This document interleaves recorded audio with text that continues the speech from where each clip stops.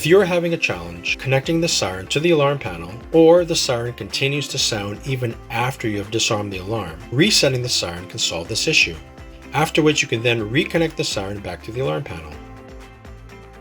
To do so, at the bottom of the siren is a set button. You want to hold down the set button for 3 beeps, and then let go.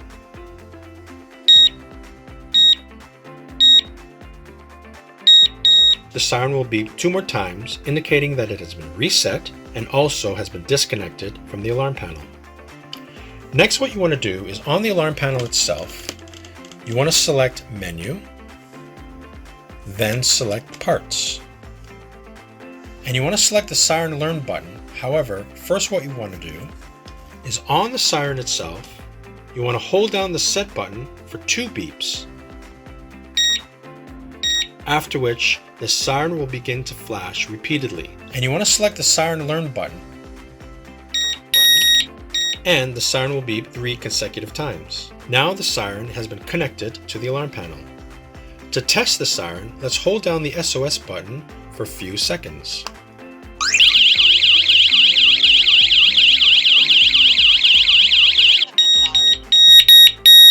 The siren is now disarmed. Well, we hope this video helped you out. All of the products you see here are available on Amazon.com and Amazon.ca. If you have any questions, please don't hesitate to leave your question below and we'll be sure to answer it as soon as possible. Also, don't forget to check out our new and exciting products and accessories by clicking on our Amazon store link.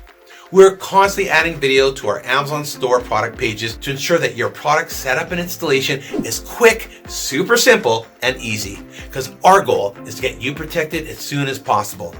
My name is Brandon Paris, and thank you for watching.